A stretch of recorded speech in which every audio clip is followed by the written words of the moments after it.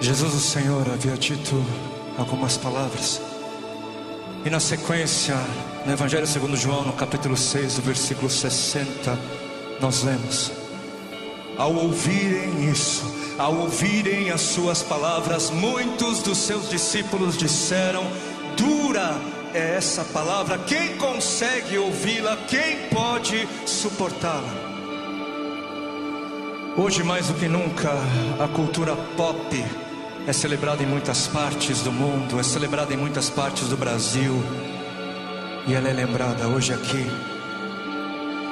E algo que se pode dizer acerca da cultura pop é que ela gosta sim das luzes, ela gosta sim das grandes produções, ela gosta da festa, da música, ela aprecia muito bem tudo isso, e tudo isso é muito bom.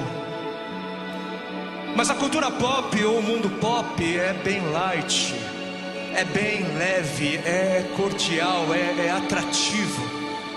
Não cabe muito bem no mundo pop falar que cristãos são torturados e mortos pela fé em Cristo Jesus ainda nos dias de hoje. Não cabe muito bem no mundo pop lembrar as pessoas de que no Nordeste brasileiro centenas de milhares de crianças são escravizadas por conta da pobreza extrema. Não cabe muito lembrar as pessoas de que nessa mesma região milhares de crianças são vendidas como coisas, como brinquedos sexuais, violentadas a troco de R$1,99 em média. E não cabe muito bem nesse mundinho colorido pop dizer que a responsabilidade de muitas das injustiças do mundo são daqueles que poderiam fazer algo diante delas, mas fazem absolutamente nada ou fazem muito pouco. Não, no mundo pop tudo é de fácil aceitação, tudo deve ser de fácil aceitação, tudo muito doce, tudo muito açucarado. No mundo pop o que vale é agradar a todos. O importante é que todo mundo saia satisfeito. Ofender alguém, não, isso não cabe, isso não se pode. Contrariar as opiniões e os pensamentos dos outros, não, isso não se deve, isso não se pode. Mas um dia, um homem chamado Jesus, contrariando os pensamentos e as opiniões da maioria, se apresentou e disse algo que fez com que muitos se sentissem ofendidos e escandalizados. Ele disse: eu sou o caminho, eu sou a verdade, eu sou a vida. Ele disse: ninguém vai ao Pai a não ser por mim, a não ser através de mim. Ele disse: eu sou o pão da vida, o pão que dá a vida, o pão que desceu do céu. Ele disse ser o Filho de Deus, e dizendo isso mais chocante, ele disse ser Deus, e portanto todos deveriam se submeter a ele, e portanto todos deveriam se arrepender de uma vida rebelde e se dedicar por inteiro a ele e somente a ele.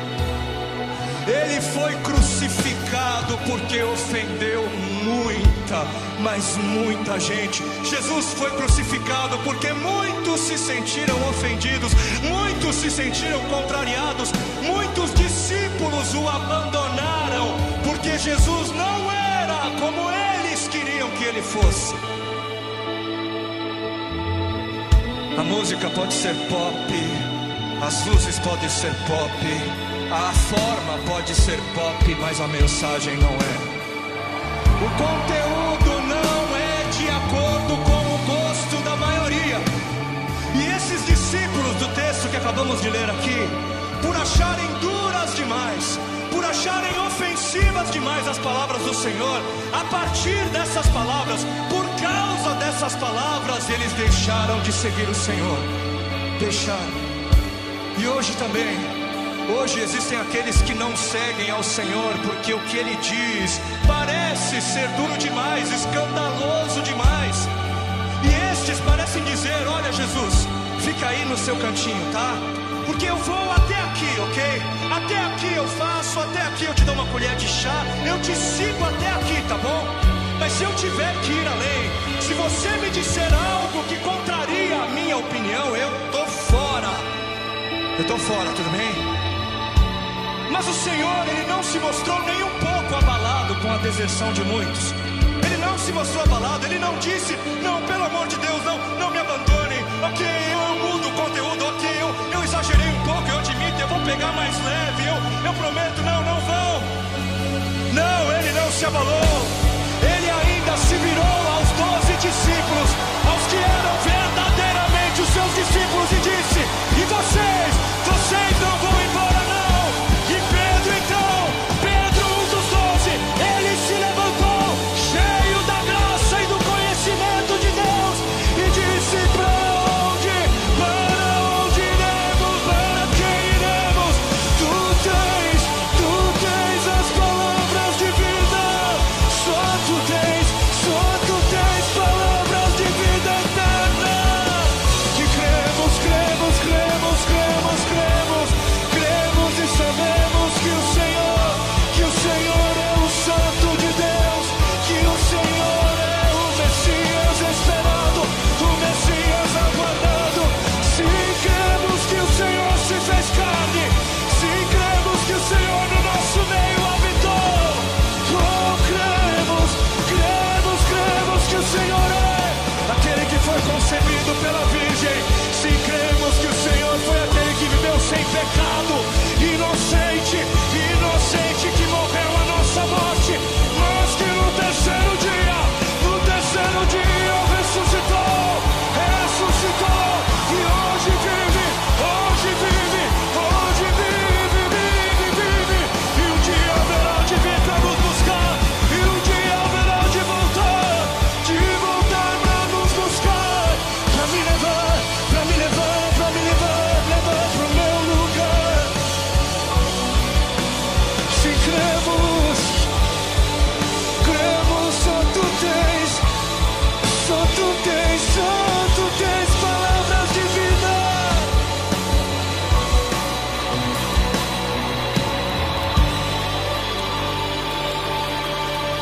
Para onde iremos? Bem-aventurados os que não se escandalizam com as palavras do Senhor. Felizes são aqueles que encontram doçura em suas palavras, porque elas são vida em eternidade. É por isso que para aqueles que creem, as palavras do Senhor são doces como mel, são palavras de vida. Na verdade, a dureza não está nas palavras do Senhor, mas nos corações daqueles que a ouvem.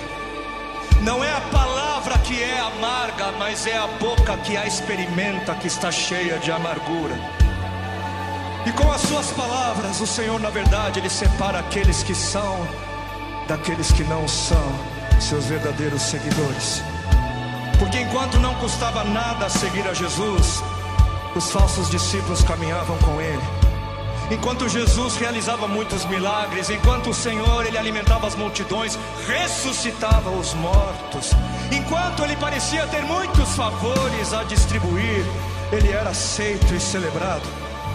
Só enquanto tudo que Jesus parecia ser não confrontava a opinião geral, só enquanto tudo que Jesus parecia ser não incomodava a vida de ninguém, Ele era aceito por esses falsos discípulos, apenas interessados em se dar bem.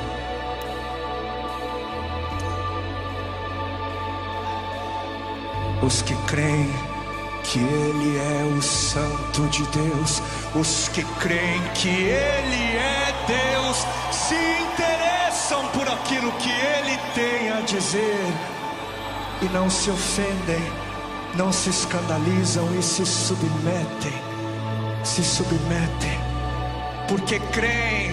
Para estes as suas palavras são palavras de vida em eternidade.